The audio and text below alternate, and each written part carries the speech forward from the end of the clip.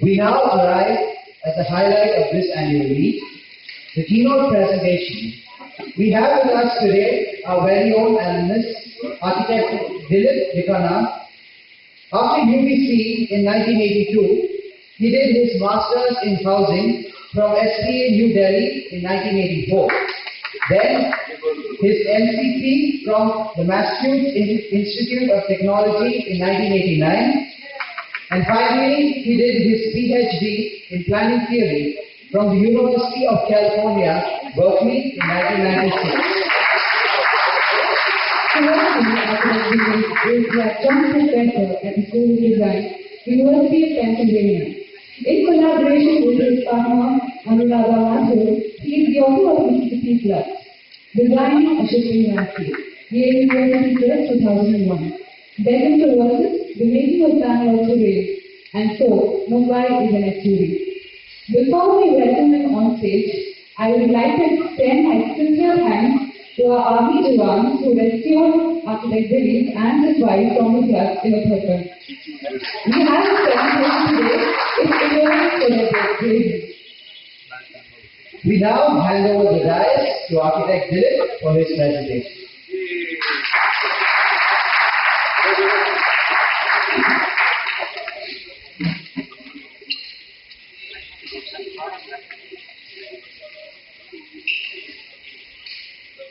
Thank you very much.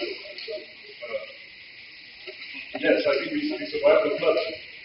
If it wasn't for the army, we wouldn't be here. But I think most of all, we survived the architecture of the Himalayas. It has to do with a lot of But it's a pleasure to be here and seeing so many familiar faces after so long, some more difficult to recognize than others. Some grayer, whiter, fatter. One except Guru, I think, who sort of wants to fool us. I think he sent his son to represent him. Maybe I can just get started. Yeah, it was a little difficult to prepare for this talk today. To sort of single out some of the issues that we've looked at over the last few years, ever since I finished from Berkeley, and we started a partnership, Anu and I, and Anu's here today. But one of the things I thought we'd talk about is infrastructure. I mean, if you look at architectural discourse over the years, you see that there are a number of ways in which architectural discourse has been organized, has been framed, if you will. I mean, we looked at form, we looked at function, we looked at context, we looked at various other technology. One, and when I finished architecture from UBC, certainly technology was one of the main concerns of mine, and still I think seems to be a major concern with a number of people here. Appropriate technology both then, and perhaps now the most sustainable technology or whatever. But these are various subjects by which architecture has been trained. What I would like to add today, actually, is infrastructure. Now, I mean, one may consider, and some of you probably already consider, infrastructure to be a ground of architecture. But the way I would look at infrastructure is more than just the roads, the water supply, and the other physical infrastructure that one sees. Even though this, I think, is sufficient ground for architects to consider architecture within. Not merely actually as a backdrop to architecture, but actually as an emergent ground from which architecture can arise. I want to present that aspect of infrastructure, how infrastructure actually allows for a particular architecture. Now, having said that, I would like to actually take you through some of the issues that we have looked at over the last 10 years and sort of frame much of what we have done within this issue of infrastructure. The one way to see it actually is the way we design our infrastructure is the way we design architecture. And it says a lot actually to architects. As you say, opens the door for a particular way of working, wherein infrastructure needs to become part of the architectural process. Now, out of necessity, many of you are probably doing that already. You know, the lack of water supply, the lack of roads, etc., etc. You know, you have to take charge of it somehow. But to see it as an emergent ground, I think, is even more important. And on that basis, we call our practice design activism. When I speak of infrastructure, these are some of the issues that certainly come to mind. You know, we have looked at the Mississippi and the trailing actually of a river. And accordingly, actually, when you design these kind of embankments on the edge of a river, it is to create land for architecture. Now, when we were studying actually here in UVC, this was not actually uppermost. I mean, the ground is something that you tend to take for granted. I mean, when we learned, say a subject like the New Bombay, where it was being designed, we just learned about it as a ground that was given. Did we learn about the borrow pits? Did we learn about the mangroves? Did we learn about other things that actually had to be kept out in order to provide a ground for architecture? Not much. But I think today it's one of the major concerns. I mean, and our own investigation actually began with the Mississippi, and I want to show you a little bit about that. But this kind of infrastructure has led to an architecture in the Mississippi that could be anywhere in the world, actually, because all you've done is created dry ground with systems like this. They've worked in Israel, they've worked in Jerusalem, and there, of course, the questions that arise, you know, that it's infrastructure really that sets the Palestinians apart from the Israelis. So I'm going to take you to some of these projects and perhaps open a question or two with each of them, but also clarify the potentials that infrastructure provides for architecture. We've investigated the issue of infrastructure through a number of ways, one of which actually is through publications such as this that you already heard mentioned, Mississippi Club's technical resolution on Bangalore and so from Mumbai. We've done public exhibitions, one in the Glass House here in Bangalore and the other in NGMA in Mumbai. But again, this was primarily to change the grounds of architecture. By changing the ground and providing a new infrastructure, we believe that there will be a new architecture to follow. And I'll try and clarify what I mean by that. We've tried actually our hand in a number of competitions. In fact, we began our partnership through competitions, hoping actually to make a break, to get a break. But again, with the same purpose of trying to work new infrastructure into architectural imagination and changing the ground of what you ultimately see as superstructure. Here are some of the more recent competitions. I mean, we did one in Philadelphia, in Bombay, and then the Smart Buns was a project that we did for the VIC last year, which actually sadly went into a very strange tailspin. Supposed to be a two-part competition and became a one-part competition and disappeared, which actually is a very sad commentary on architectural state of affairs, I think. And of course, we do studios that allows us actually to go further afield.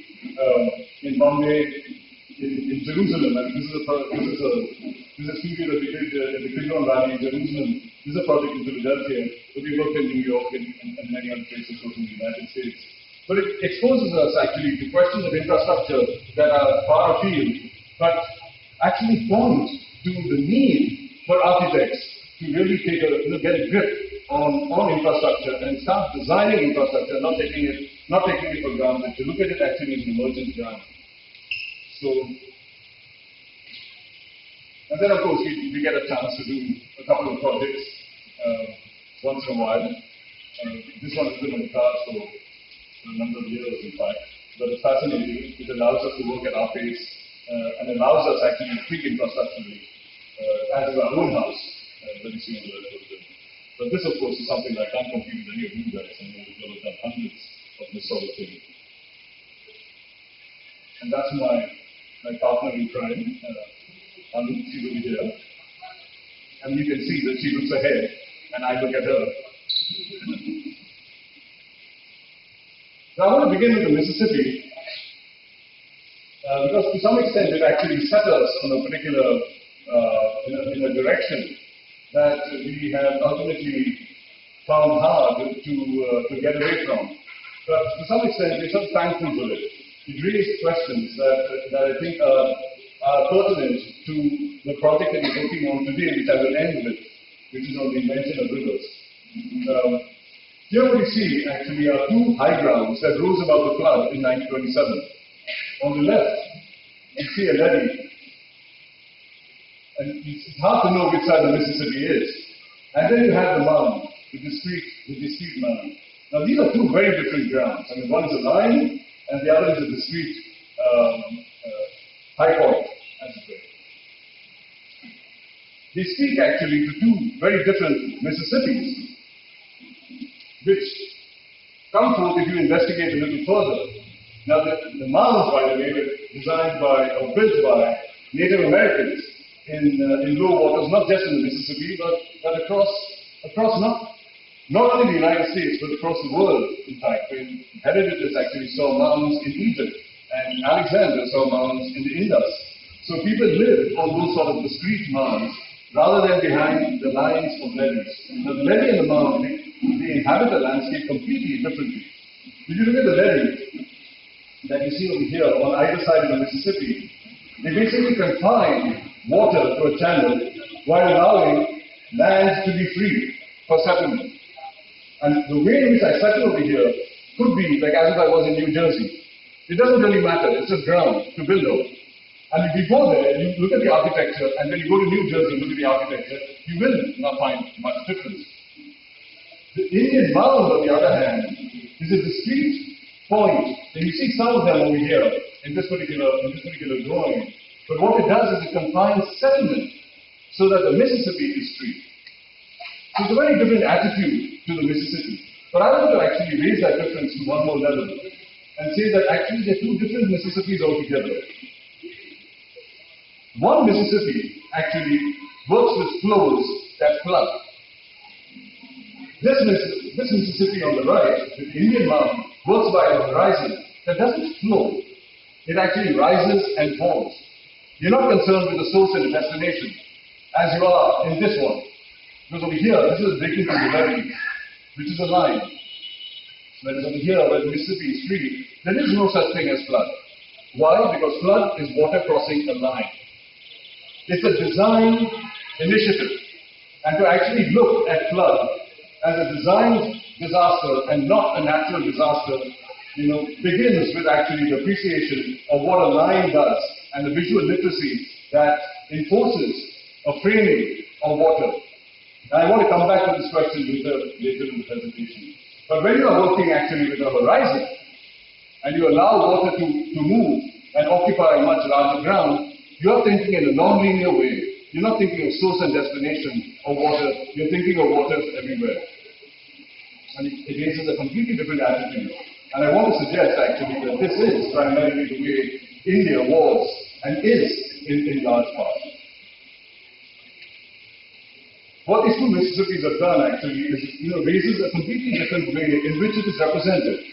And this is something that underlies much of our work. We're very concerned about the way in which we represent issues. So here, we're looking at the Mississippi in plan. And look what the Army Corps of Engineers do. They basically design a flow system by volumes. And this was done after the 1927 flood. And they actually worked a system of floodways. So basically this river is an engineered line. On this side, you realize that when you are working with the Mississippi as a field, and you're working with mounds as a design initiative, you are concerned about sections. You're concerned about rising above the level of Dayton of the Mississippi. So it's a very different representational engagement with the ground that then leads to a very different design initiative. You're also working at two different times. Because if you're working with the Mississippi as a flow, you're working with a river, actually in a hydrological cycle, a river that is only from there to there. So that moment when you can actually contain water that is otherwise free, is something that says a lot actually about the way we choose the time of our design. We design in a moment when maps show water to be blue, and not everywhere where rain is falling. Whereas over here, waters are everywhere, and this is the Mississippi. And when you go there, you will see it's in the air, it's in humidity, it's in, it's raining, it's not behind a line. So the idea of waters everywhere versus waters somewhere at some time actually says that as designers, we pick our time of design. We pick a normal. What if we designed at another time? Is it a different ground altogether? Is it a different nature? Is it a different science? And I want to argue towards the end that it is.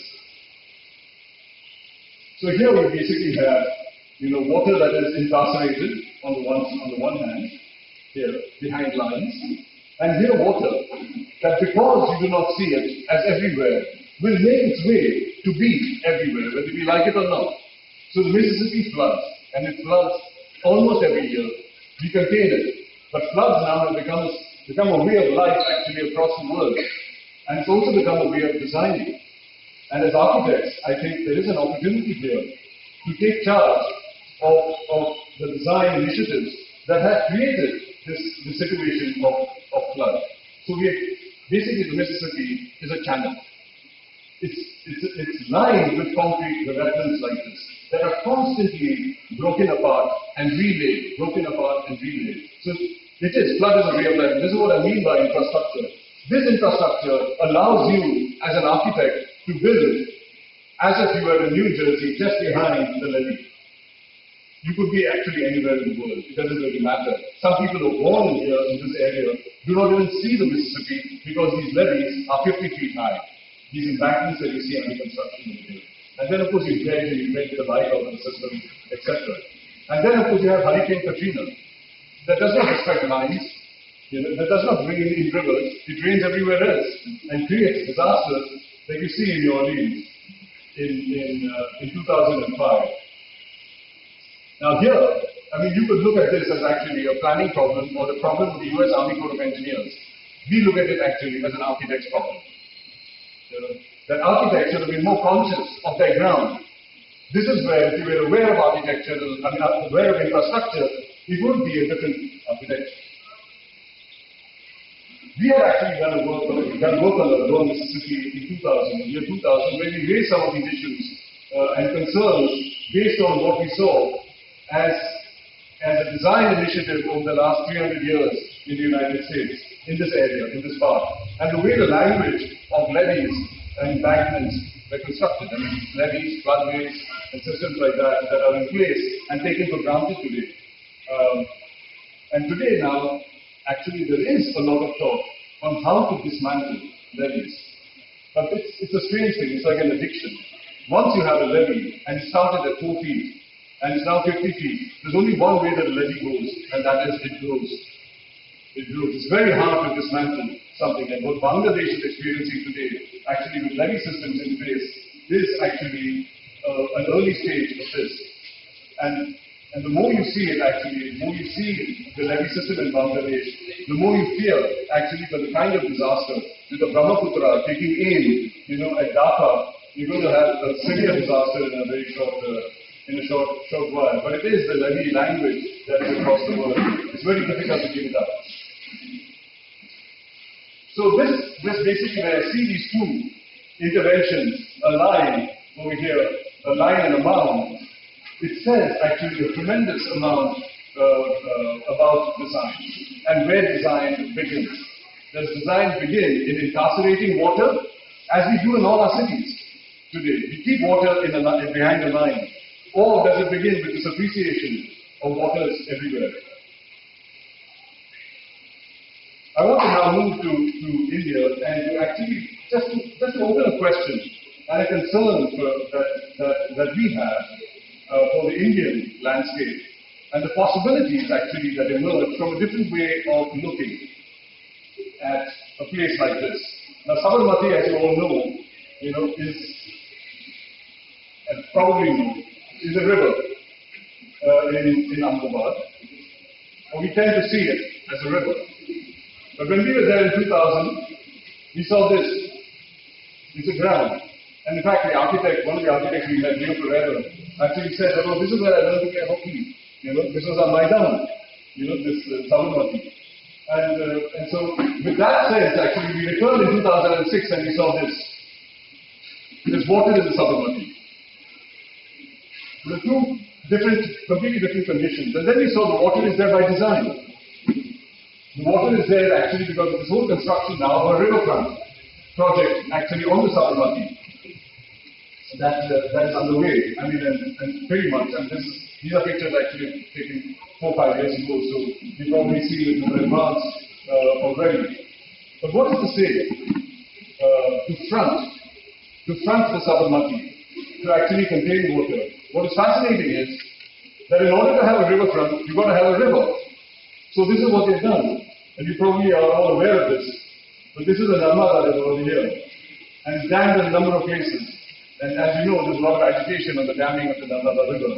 But what I did not know until recently, and some of you may already know this, is a canal that comes out of this dam and goes up all the way, cycles under all these rivers, and comes out here on the Sabarmati. So that's where it begins. Behind the dam, you see the canal going. It passes under all these cycling, and this is where it comes out, where there's an outlet. That's a canal. There's an outlet in Sabarmati. It's dry and it's wet. So this is what you see in Google Earth. A wet river here that is constructed in Narmada water. I mean, are we that desperate to construct a riverfront and then to construct a river in order to have a riverfront? I mean, is this the infrastructure that we really need? And as architects, do we question this? Or should we just accept this as a possibility? I mean, is it because we don't know anything else other than a riverfront? And so, what we have over here is something that is much more than just a Sabarmati. Actually, that is a riverbed. What we want to suggest is that this is not a riverbed. This is a plain. This is a plain that does not have any edges. It's a plain that is occupied actually by different things at different times. So there were boats, and this is not just to be romantic, because I'm sure that there are many other activities that you can find. These are carte bressons activities of the dyers on the Sabarmati. You have, of course, the Gudri, you've got the Sunday markets, etc. You've also got planting, you've got agriculture on the Sabarmati. You also have downbeat gathering on the Sabarmati. This is where he began his salt march. Now, if you think about, why he did this, it was precisely because he was not allowed to gather in the city, in any public space. So he gathered on Sabarmati. But why? Obviously, the Sabarmati had a looseness about its definition as a land use. And what we suggest here is that it's not something that is contained by lines that call out a river. It's a plain that is inscribed by various activities, one of which actually is a political activity like this. So it distinguishes actually not just the Sabarmati when it's dry from the Sabarmati when it's wet. It actually distinguishes two grounds of design. One is what we would call a Maidan. The other is what we call a waterfront. And this has, of course, increasingly become the language of landscapes in India. Across India. When we're looking at lakes, we're looking at rivers. Even when there's no water, we're trying to create a puddle in order to have a waterfront. So this is something that I think needs to be seriously questioned. But I think what needs to be questioned even further is the idea of a river to begin with. And I want to come back to that at the end. The idea of a river being an invention and not something that we should take for granted as a natural entity. So now we come to Bangalore, which is another crisis. I don't want to talk about the cleanliness, Jackson, but I think that there are issues that I think point to why the condition is the way it is. I think we're primarily reading the terrain actually erroneously, and especially when one looks at the Alumni project that is on today, one sees actually the big mistake that has been made in the perception of the land, and I think designers need to take charge of an alternate visualizing of the ground. But what we suggested when we looked at Bangalore, and this is the book that came out of it, and these are These are the what we call four traverses. I want to just talk about one that opens a Bangalore on a different ground as the Deccan Plateau. So this is where, as you probably know, this is where the triangulation of India began. It began in Bangalore with the measurement of a baseline near the airport, the old airport. And then, of course, William Lambton, who was in charge at that time, went to the left and went to Madras and went west in order to measure the width of the peninsula, but also to measure the curvature of the earth. And then he began actually going up north. He discontinued for some reason, actually, his measurements, and then started again in Madras. And the survey of India only recognized that start in 1802. This began in 1800, began in 1802 again, and started again over here. And then went up north along this chain, died here, and then Everest continued. And this thing went on for 90 years, the triangulation of India, and you get its shape as you get it today. This was the triangulation across the peninsula. But what made him stop? What made Lambton actually discontinue his survey in 1800 and start again in 1802 was this tank that came in the way. He was measuring the baseline actually from Visvesvaraya, actually down to, I think, Agram, if I'm not mistaken. These measurements are still there, the points. And he said that a tank came in the way. Basically, he did not take account of rain. He did not realize that rain would come, and there would be something that would come in his way. And so he had to actually triangulate around this point, which is not something that we do with the baseline. I cannot get into the geometry of the measurement, but you can imagine the difficulty that he had. But this is a system. I mean, he wasn't just actually crossing a tank of water or a body of water. He was crossing actually a whole system, which he probably was not aware of. That was Bangalore tank. But what you see over here is actually a map that was done 9 years before he started. And in that time, you see, this is where Cornwallis came to Bangalore and had his battle with Tipu Sultan. You see actually Bangalore, the Pete over there and the fort. Now you see these terraces. But what is fantastic about this particular map, it's a little bright over here, but you can see that what is drawn are the swales. They are swales, and these tanks actually occupy distinct places actually within these low grounds. So there was an appreciation for actually low grounds all around actually the Pete. And what made it possible actually were these bunds that today of course are roads and are pretty much invisible, but they held water behind them. This is Bangalore tank bund. I'm just going to move faster because this is actually looking more to the east of Bangalore, Kolar Goldfields area, the Palak Basin, which just makes the point actually that tanks, it's all a ground of tanks. There's no such thing as lakes in Bangalore, and there's no such thing as rivers. Now, a river thinker would like to think that, rivers are yet to form. But what we want to suggest is, it's not that rivers are yet to form. This is a rain terrain. This is a ground of rain, and the bunds actually that you have across these swales is what allows you to gather this. Now, the British love to see it actually as a hierarchical structure, with smaller tanks giving to bigger tanks giving to this thing. This is a flow system. I want to suggest that the tanks are not a flow system. They are an overflow system. And as an overflow system, you have discrete associations of any one of these pathways that allow you a diversity of opportunities. So I don't have to depend on the tank, on one particular tank above me. I can depend on a number of tanks in order to construct my friendships, because they open the sluice gates and allow water to come. But I also gather rain from my own area. So this actually allows for completely different politics. It's not a hierarchical politics. It's a politics actually that is much more, if you will, decentralized. Then of course there's a temporality that comes with tanks, which you don't get in lakes. I want to make that distinction here as a very important one, because these are working landscapes. These tanks need to be empty. You empty them, and this was good lava, there are different tanks as you can imagine. But they fill with water, and then when they use, actually water use, you get this kind of condition. So I mean, all of us probably learned how to bike, how to play cricket, etc., on these basically. These were our minors. Okay? And then this is where actually you have plantings, you have clay collections, and so on and so forth. But today, of course, we know it as the city the city of gardens, lakes, and things like that. And of course, I think there's something they call champions. But this notion actually of working with lakes actually as whether they are in a system or whether they are independently draws attention to a completely different idea of water. And so today you have actually, on the one hand, you have developments of tanks, for housing colonies, etc., etc. That is one end. Then you have the environmentalists who are actually arguing for these as perennial water bodies. They are neither. I mean, these are not just surfaces of land, and they're not perennial water bodies that allow you to actually design these kind of gated lakes for boating, etc., and for water bodies to be there throughout the year. And this is what we found actually in the forest department. 10 years ago when we were working on this project, preserve lakes, plant trees, keep Bangalore clean, and I think they've probably given up on this.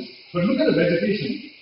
It's all coniferous, this is probably Switzerland, not Bangalore. But this is the aspiration that we have for lakes, and not for caves which are basically made by humans and designed by humans, and therefore actually leads to a completely different architectural ground. Of course, today, with that kind of understanding, we get water from the Kaveri, which is down here. So even if you're basically not on a river, the river comes to you. And so we have 4 pipes coming to us like that, actually, and over here, and of course we have the Visvesvaraya, which basically bases our campus, coming down from there, and then crossing under at Kanapura, actually to Sangam, which is of course a wastewater. So this constructs actually what we call the fourth island in Kaveri. But this notion actually of flowing, that we can only live with flows, why can't we live with overflows?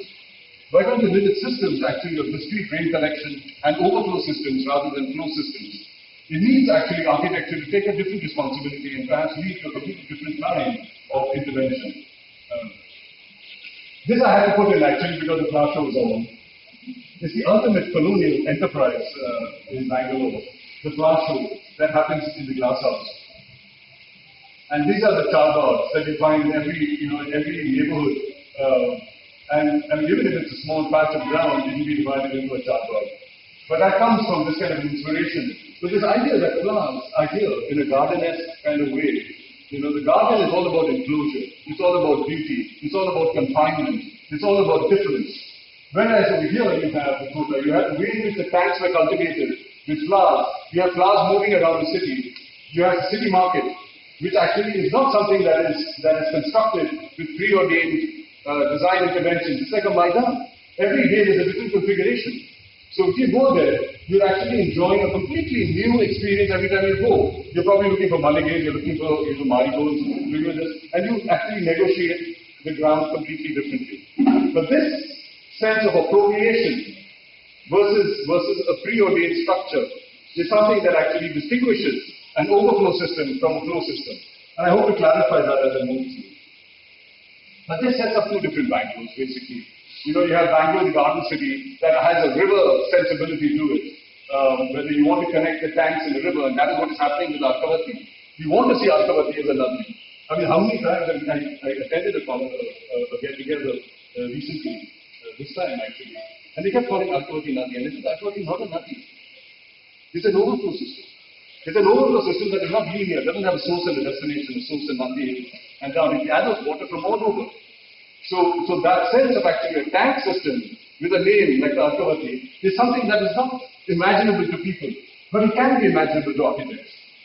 So the difference actually between a plateau that is rain-driven and a garden city that is actually river-driven is actually it's huge.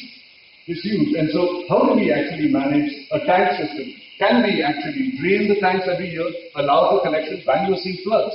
Why are we seeing floods? Because water has nowhere to go.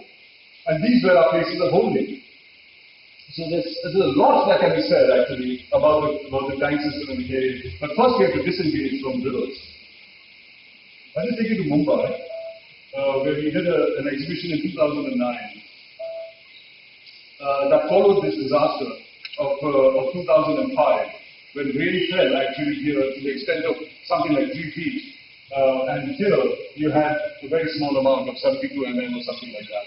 So a meter here is in 24 hours. And the situation actually was one that called for a larger agenda in our minds. But what the government did was they saw it as a drainage problem. Basically, water needs to drain off the land, and so you need to construct rivers, you need to construct drains, and so that is what they're basically doing with this infrastructure. This happened actually after that, after this was constructed, we saw this. This was in 2011. It hasn't done much, only because the kind of probability that they can work with because of no space in Bombay is very small. And so you have very, very narrow outlets. But you're depending totally on outlets like this, actually, to drain water. And what we suggested was that we need to look at this completely differently. Why? Because there's also a water shortage situation in Bombay. Even when it was raining, and in the midst of rain, people are having, these tankers are going around supplying water. This is really bizarre. And we have this situation, where then all the drains become this. So we're not talking about just drains that are pristine. The moment they come off high ground, they become sewage. And people in there actually, in these slums, actually all have piped water. And they don't believe in rain. And you tell them that, why don't you gather the rain? You say, no, yet government giving us piped water. So we all depend on flow systems. And this is what we were up against actually when we, this is I guess the US Army Corps of Engineers, has kind of branch over here in the Central Water and Power Research Institute in Pune. And this is their model that we saw. This is a model of the harbour of Bombay. And I asked them, where are the mangroves? It's all in concrete. And this is the flows that they work with. They monitor these flows. This is actually a working model. I mean, they're like big babies playing with small toys. So what we suggested over here was that this is not about a land that is drained, or an island that is drained. This is about a land that needs to soak. This is about an estuary. So Mumbai in an estuary versus Mumbai as an island is what we sort of worked for. But then we had to actually discount the infrastructure that reaches into language, it reaches into history, and the way we've actually looked at the language of place. I remember Bannister Fletcher, that was our Bible in history. And it always started in the beginning with climate, geology, geography, that kind of thing. You had that star that just laid out the ground. And you took that for granted. Whichever place you were studying, the place was actually signified in some way. Now that language is with us, and we need to question that language of place. And this is what I mean by infrastructure. It extends from looking at systems, such as water supply, to the way in which we actually keep water out and we keep the sea out with a coastline. But this is what the coastline is drawn through, landscapes. I ask any one of you to draw a line through this to divide land from water. You've either got to be God or you've got to be a surveyor treating fiction. How do you draw a line through a mangrove? You have to draw a line and then allow land to meet it. That's the way it is. It is math that precedes development, not the other way around. But what we also marginalize in Bombay, as everywhere, is rain. We get maps like this that are actually fair weather maps because water is in a particular place colored blue, but water is falling everywhere. So everything should be blue. But we don't see it that way. We see water contained in a system. So these are fair weather rather than the foul weather season. A surveyor never goes out to draw a map in foul weather. There must be a reason. But then you have also what the British have tried to do for centuries, and that is contain Bombay. They contain it within an island, but they also contain land uses. You're trying to actually frame open spaces, you're trying to frame bazaars, you're trying to frame, little villages over there, and people are spilling all over the place. This again is the Maidan world that we're trying to put into an open space land use world. And so how does one actually counter something like this? And that is where we actually came up with the estuary as a model. Because estuary is a beautiful meeting, not just of land and sea, it's also a meeting of section and plan. When section and plan meet, actually you get a completely different negotiated ground rather than this firm terra firma and then water that is out there. So it works actually with the monsoon and it works with the sea. But what is fascinating is that when you look at the west coast of India, you will see that actually an estuary is not just at the mouth of the river. An estuary is all along because the monsoon runs off ground. When it runs off the ground, it doesn't have time to find rivers. So you have mangroves and backwater systems all across actually the west coast. It sets up a completely different ground for design, which we have totally ignored, in fact.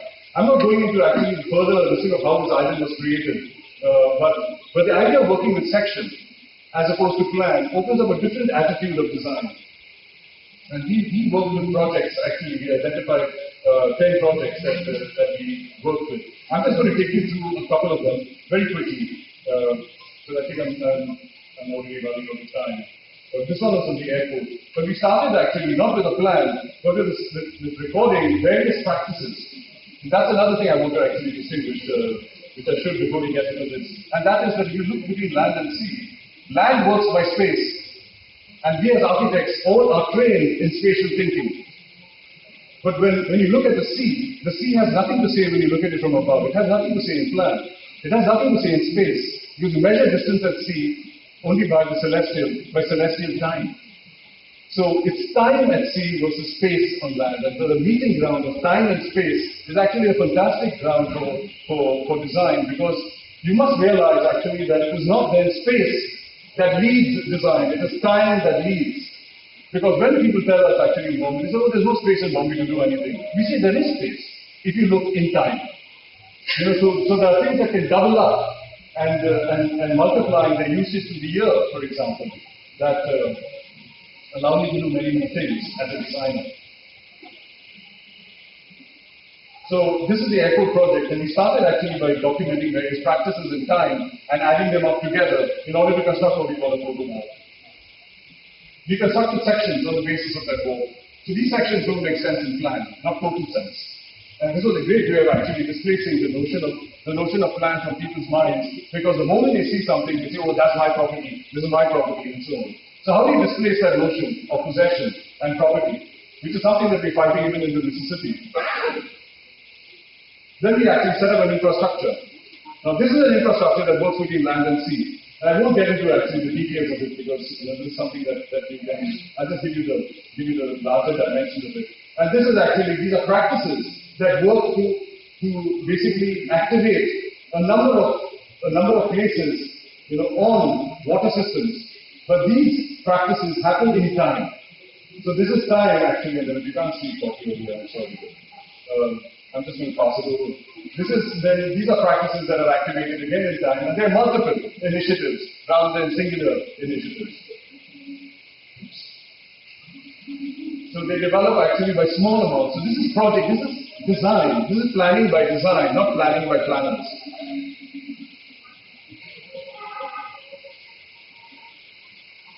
I'm just going to take it. Then there will be sports in Bombay that we actually activated very similarly, actually with the photographic sequence of the various practices that were assembled together, and that created grounds of interaction and relationships of places in time, not places in space.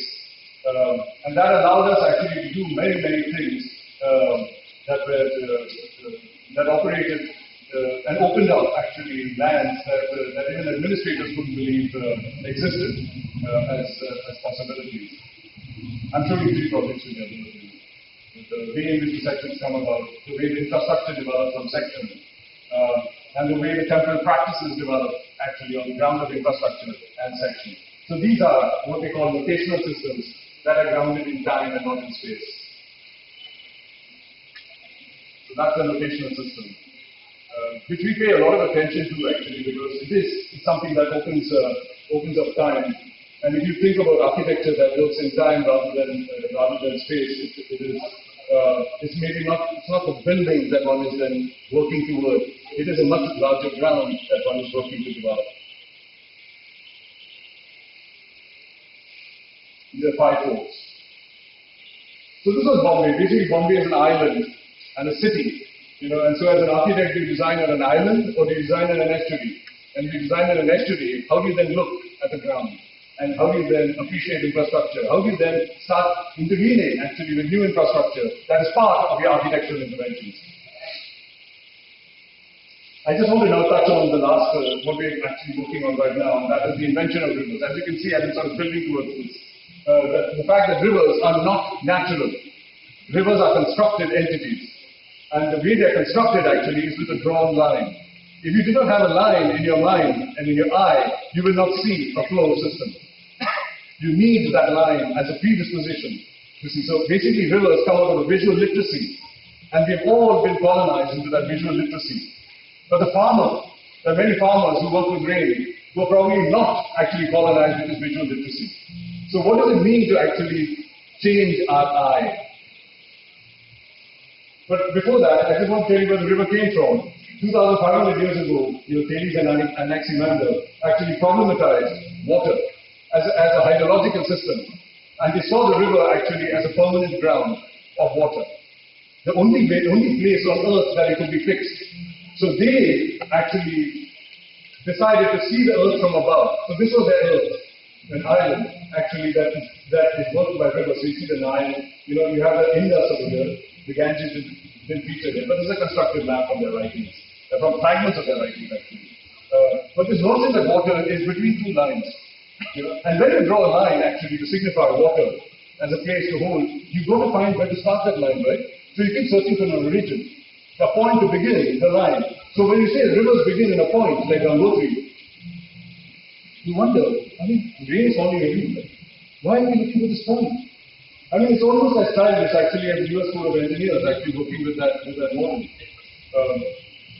But this is the kind of drawing that we have, that we somehow have blue lines on the Earth's surface that are separated from brown lines which are temporary river systems.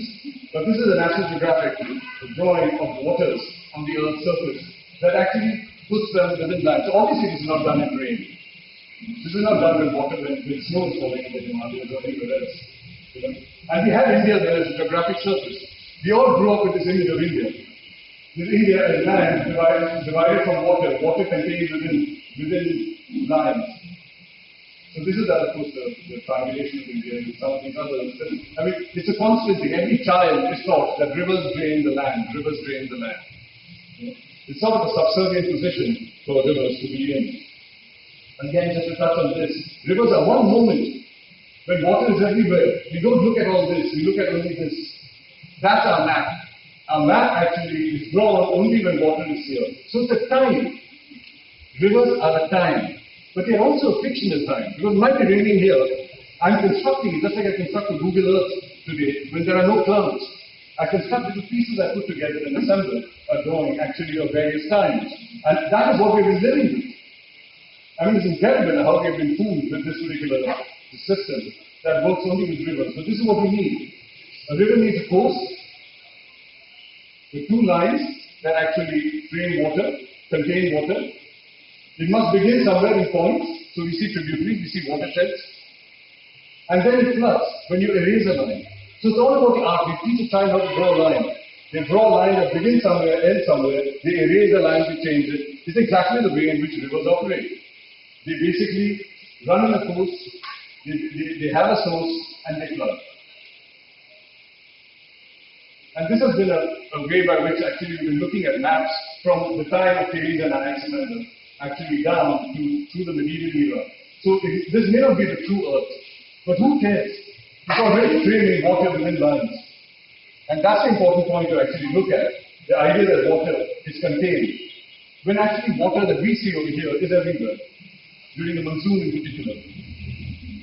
So what is it to see during the monsoon? What is it to see a rain terrain?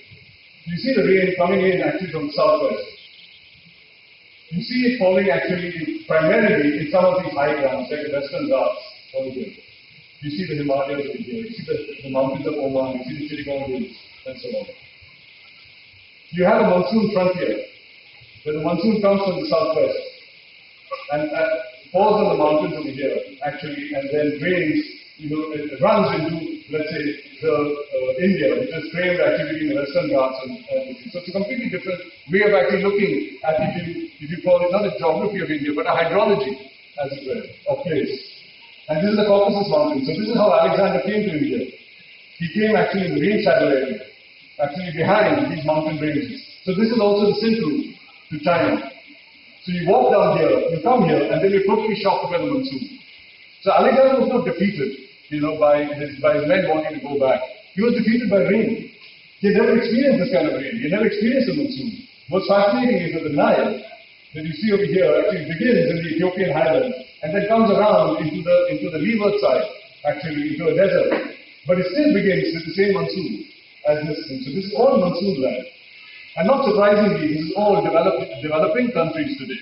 And we've got to ask this question actually, how did these become developing countries? All places of rain are developing countries to some extent.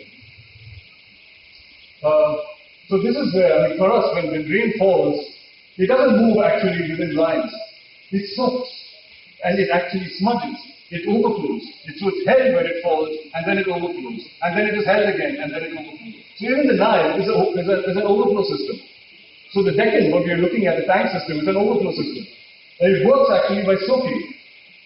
I mean, today when bow wells are actually draining the ice age water today in Bangalore, one has got to ask the question, I mean, this is not rainwater that they're trying to actually replenish. We can't replenish these aquifers. Impossible. Their tanks are not enough to replenish these aquifers. I mean, it's a fiction that even an environmentalist is actually promoting. There's no way that water is going to go 2,000 feet deep, to replenish these aquifers. This is something actually that is working on a river landscape that is, to some extent, the making of a disaster. But if you understand that rain operates like this, goes into the ground as much as goes into the sea, we will actually be working with a completely different sense of wetness and dryness. So that is our project actually is the Ganges, works on the difference between the Ganges and the Ganga. The Ganges is basically a river. And the first person to use that term Ganges was Alexander. Actually, when he was telling his men on the Vyas to actually move forward to the Ganga because it was such a wealthy place that basically did not know war and people were peaceful. And these were the people that basically lived in a rain terrain, not in a river landscape. So today we have actually a choice, I think, ahead of us. Is India a river landscape or is it a rain terrain? Where water is everywhere before it is somewhere. Any geologist will tell you that before water is on the ground, it is in rain. Whether it is in a glacier or whether it is in an aquifer, it was rain first. So what does it mean actually to see in rain and to design with rain? It's a challenge actually that we're working with now in order to look at what the Ganga would be if we saw Ganga as rain. And Bhagirathi actually coming and Bhagirathi bringing down actually the Ganga, if you will, not from the mountains, from Gangotri to the sea, but actually gathering the rain from multiple points where it falls. And that is the work of a God. Not this human thing of actually working with lines from distinctive points. So I want to end there actually with this challenge that we are taking on, and I hope you will take on as well. What is India actually as a rain terrain rather than a river landscape? Not a place actually where water begins in sources and points, but begins actually in clouds. It's a different appreciation of non-linear complexity. We have grown up actually with this notion of space in a linear structure, of linear flows. So we are linear thinkers. We think of history, we think of civilizations on rivers. We think of the Indus as a river civilization. We think of our culture here as actually beginning with the Indus and river civilizations. Our cities, that is the first city actually is on the Indus. Now is that true? Why are we not looking at a tank civilization? Why are we not looking at a cave civilization? Just because we're not found pottery, we're not dug deep enough. I think we have to seriously question what historians are telling us, what social scientists are telling us, because they're constructing a fiction based on a river landscape, when maybe India is not a river landscape at all. It's all rain before it is rivers. Thank you.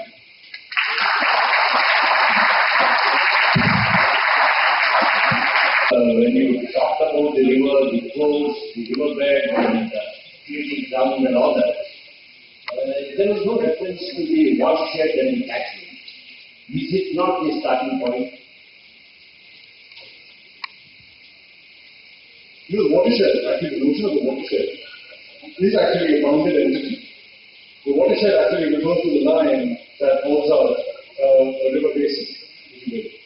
And the only way that it is imaged in the imagination of hydrologists actually is as a field of lines that can be complex and that reach actually to many points, but it's still lines. It is, what I've drawn there simplistically actually as something that goes to 3 tributaries actually goes to infinite points in a watershed. But it is still linear thinking. And this is what is fascinating. As much as people are trying to construct a complex ground today, fractal thinking, etc., with rivers, rivers to begin with are simplistic. So they're just extending a simplicity into complexity, a very different kind of complexity. If you live in rain and actually have water everywhere, then you're really looking at clouds, not at a watershed. And when you look at clouds, you can't predict them. So you have to have a different kind of resilience.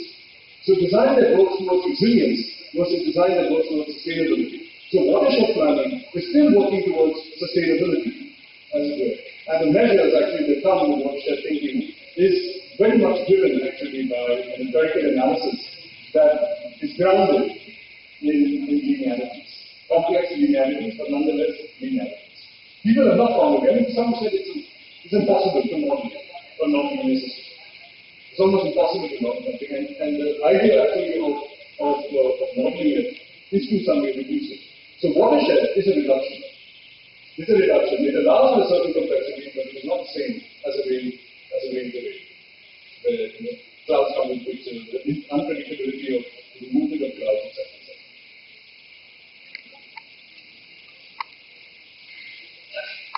Dilip, Anand, fabulous. I've known you guys for since 1977. Not you, but him. First time I actually heard him speak about your work. Really, really fascinating. So I just want to kind of be provocative. Until you spoke about, I completely kind of buy this argument about kind of focusing on lines versus kind of a spatial field of carriage. But you could also look at rivers as a temporary feature of a certain, let's say, at a certain time in the monsoon. Okay? But here, what you're saying is we should not privilege that. We should also look at other natures of temporality. So would you kind of agree that rivers and the carriers are not exactly in contradiction, but they actually are emphasizing different points in time, especially in this kind of monsoon country? I think that this again actually points to a similar situation of a watershed. That when you're looking at the tank system, you're looking at say, rivers that are not yet formed. And you could be looking at a different moment in time. I mean, the two drawings that I showed you, one could be seen as dry and the other could be seen as wet. But this is, again, time on the basis of space. And I think that what a rain terrain does is actually look at space on the basis of time. And I think that flip is very difficult to do because we're undoing 2,500 years of construction, of the way in which so much has been invested in it, in terms of civilization, in terms of design, in terms of buildings, in terms of what you say actually is the way in which we have gone. I mean, even the National Geographic appreciates the temporality of water systems, but that's still sufficient. The idea actually that we've not brought the depth of the ground into our imagination as designers, that we still look at surfaces, the maps, I think, and allow for time on that surface. We have no way of engaging depth and the hydrological depth, and why? And I think that it is precisely because we don't have the tools, we don't have representational tools. So I think what we're struggling with, I think, and I think your point is well made, is that maybe we move from spatiality to temporality and then jump off the cliff, as it were, from temporality to this, to much more of a complex ground on the basis of time, and then revert back to space. So maybe that's a method. And so while we appreciate many of these elements of the watershed and the temporality of particularly high ground systems, and deltas to some extent, high ground and low ground, in between, you have the river that is formed to some extent. I think that we have to seriously make a complete shift out of spatial thinking. Also, when we see Bangalore is more terrace or tanks, and now we are built and overbuilt. Now, is decentralizing this whole system a solution which is theoretically and practically impossible, or is there something else that we can do for this city? I mean, it's just wonderful work, but how do we eventually bring it to solve some problems in a city like this?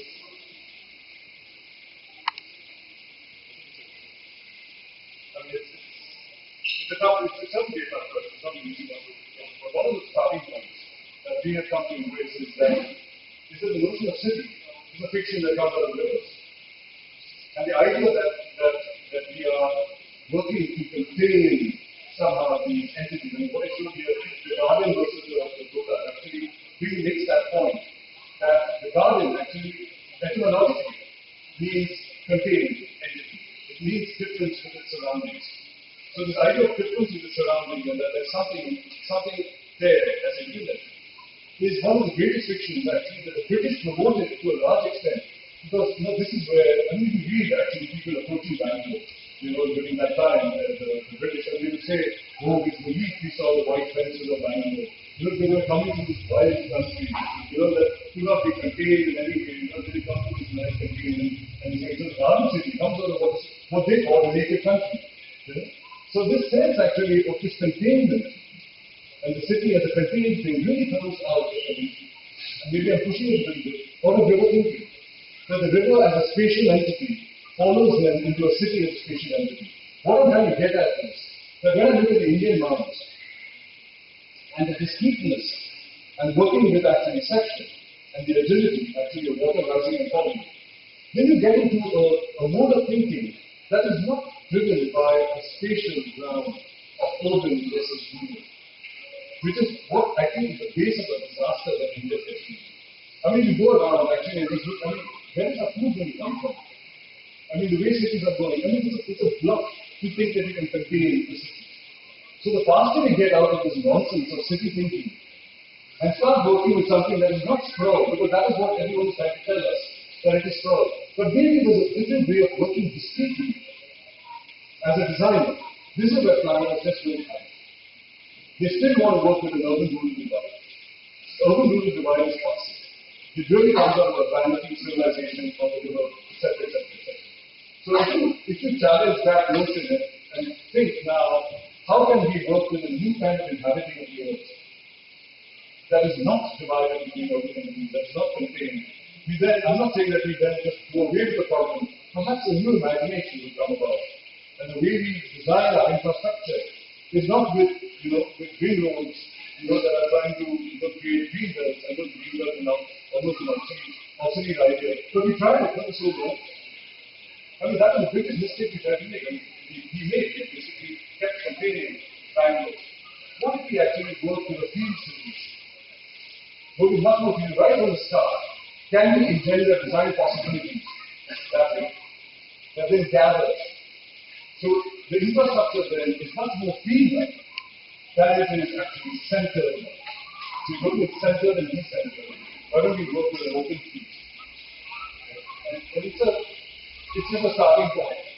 So I guess what I'm suggesting is that we forget about all this that we've been cultured into thinking. And start looking more deeply actually at the entities that we've been called upon to design.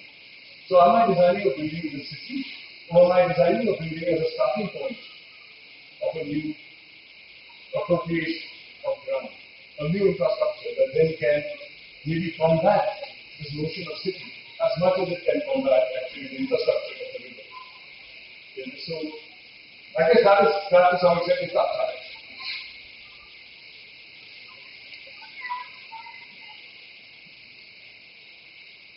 I think due to our time constraint, we will close the floor for questions. Thank you, sir, for highlighting the importance of infrastructure, of architecture. The presentation was amazing and indeed an eye-opener as to how we can better interpret our landscapes and even our weather as we design in the future. Thank you, sir.